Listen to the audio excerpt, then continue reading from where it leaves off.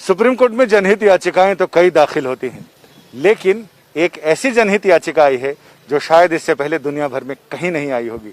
वो है कुरान की 26 आयतों को रिमूव करने की याचिका।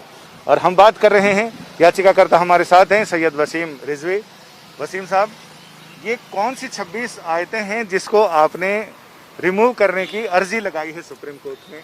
दोहार देखिए, प्रॉफिट मोहम्मद के बाद पहले खलीफा अबू बकर, दूसरे खलीफा उमर और तीसरे खलीफा उस्मान द्वारा कुरान को कलेक्ट करके और उसको जारी किया गया एक किताबी शक्ल में। कुरान के अंदर कुछ आयतें ऐसी हैं जो आतंक को बढ़ावा देती हैं, वायलेंस टीचिंग हम कहें उसको एक तरह से, वो कुरान के अंदर इस तरह की बातें हैं और बहुत अच्छी बातें भी हैं जो इंसानियत के लिए हैं। तो अल्लाह के मैसेज दो तरह के नहीं हो सकते। तो ये तीन जो खलीफा थे, इन्होंने ताकत का इस्तेमाल करते हुए कुरान के अंदर अमेंडमेंट करके इस तरह की आयतों को डालकर कुरान शरीफ को दुनिया के लिए जारी किया और उसी का सहारा लेकर पूरी दुनिया में आगे बढ़े हैं ताकत के दम पर इस्लाम को फैलाने के लिए। कोई भी धर्म मोहब्बत से फैलाया जा सकता है, ताकत के दम पर नहीं फैलाया जा सकता। और इस वजह से आज इस्लाम को फैलाने के लिए जो कुरान के अंदर अमेंडमेंट किए गए थे, जो इस तरह के मैसेजेस डाले गए थे, जो वायलेंस को बढ़ा रहे थे, जो जुल्म और ज़्यादती कर रहे थे, आज उसका फ़ायदा आतंकवादी उठा रहे हैं। मदरसों के ज़रिए आम मुसलमानों के बच्चे उसको पढ़ रहे हैं और उनका जहन जो है वो कट्टरपंथ की तरफ बढ़ रहा है।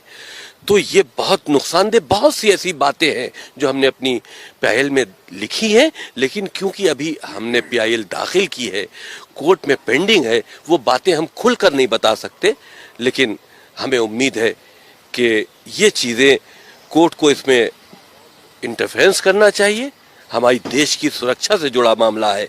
इन 26 आयतें जो वायलेंस की टीचिंग है इस्लाम के अंदर, जो पूरी दुनिया में आतंक का सबब बनी हुई है, इनको कुरान से रिमूव होना चाहिए।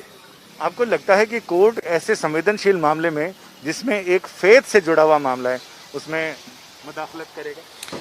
ये मामला फेथ से जुड़ा नहीं है। फेथ से जुड़ा हुआ होता है इंसानियत का मामला। किसी का कत्ल कर देना फेथ से जुड़ा मामला है। आप अगर इसको फेथ से जोड़ लेते हैं तो हमको इजाजत दीजिए कि हम काफिरों का कत्ल कर दें। तो ये फेथ से जुड़ा नहीं है, ये वायलेंस टीचिंग है। ये एक तरह से आतंकी गतिविधियों में मुसलमान बच्चों को लिप्त करने की बात है और उसका सहारा कुरान मजीद से लिया जा रहा है। बहुत सी अच्छी बातें हैं कुरान मजीद में। हम तो कहते हैं कुरान मजीद को हम बैन करने की बात नहीं करते। उसके अंदर जो वायरस खलीफाओं ने डाला है इस्लाम को आगे बढ़ाने के लिए ताकत के दम पर, उसको रिमूव करो, क्योंकि आज उसका गलत फायदा उठाया जा रहा है और मुसलमान बच्चों को आतंकवाद की तरफ लिया जाया जा रहा है। तो आपको लगता है कि जो किसी जमाने में इस्लाम की ताकत के बल पर इस्लाम को फैलाने की बात की जा रही थी, आज वही इस्लाम को कमजोर कर रहा है? जो बुनियादी शिक्षाएं हैं इस्लाम की इंसानियत के भले के लिए, जाहिर सी बात है जिस वक्त ये कुरान के अंदर अमेंडमेंट करके इस तरह के अल्लाह के नाम से मैसेजेस डाले गए जो हमने चैलेंज किए हैं, उस वक्त तो उनका मकसद यही होगा कि हम इसको अपनी ताकत से जोड़े। अल्लाह के मैसेज के नाम पर जिहाद क्या है? ये उस वक्त जिहाद था कि इस्लाम को फैलाना था।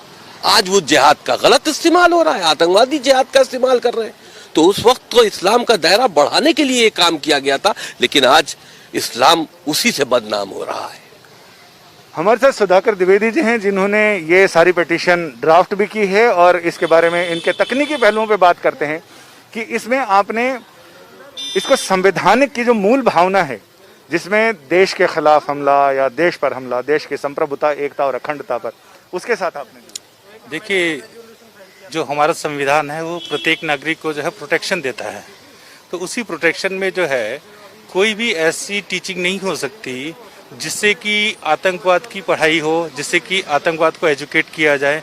तो ऐसे किसी भी धर्म में, ऐसा नहीं कि केवल मुस्लिम धर्म में, किसी भी धर्म में इस तरीके की कोई भी टीचिंग हो तो उसको चैलेंज किया जा सकता है। और हमारा संविधान इस चीज़ का अधिकार देता है कि अगर देश के खिलाफ कोई प्रॉक्सी वॉर के लिए कोई टीचिंग हो रही हो चाहे वो स्कूल एजुकेशन में हो या किसी भी तरीके की एजुकेशन में हो, तो उसको रिमूव करने का हमारा राइट है। और दूसरा कि इस्लामिक आतंकवाद इसमें सबसे ज़्यादा आगे जो है रहा है शुरू से पूरे विश्व में, और उसका सबसे ज़्यादा भुक्तभोगी जो है वो हिंदुस्तान रहा है। इसलिए हम लोग इसको इंडिया की सुप्रीम कोर्ट के अंदर इसको हम लोग चैलेंज कर रहे हैं, क्योंकि इससे रिलीफ जो है वो सुप्रीम कोर्ट दे सकती है और कोई रिलीजियस वो नहीं दे सकते।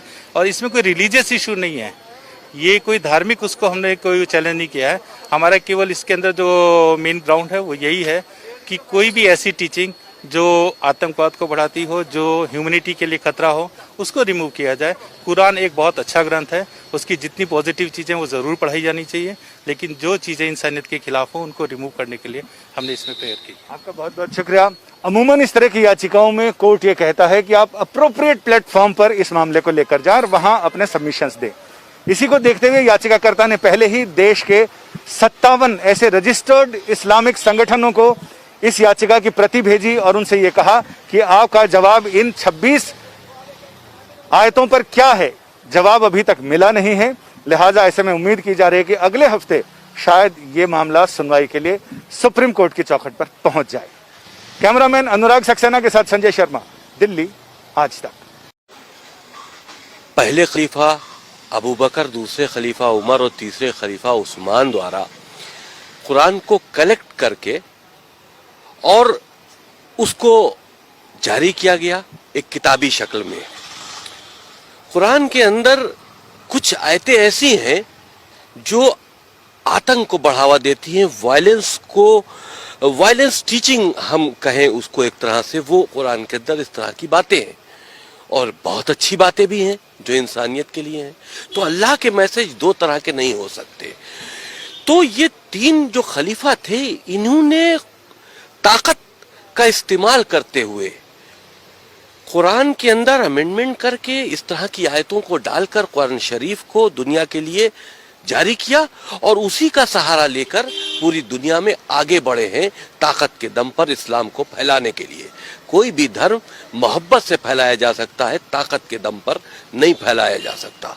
और इस वजह से आज इस्लाम को फैलाने के लिए जो कुरान के अंदर अमेंडमेंट किए गए थे, जो इस तरह के मैसेजेस डाले गए थे, जो वायलेंस को बढ़ा रहे थे, जो जुल्म और ज़्यादती कर रहे थे, आज उसका फायदा आतंकवादी उठा रहे हैं। मदरसों के जरिए आम मुसलमानों के बच्चे उसको पढ़ रहे हैं और उनका जहन जो है वो कट्टरपंथ की तरफ बढ़ रहा है।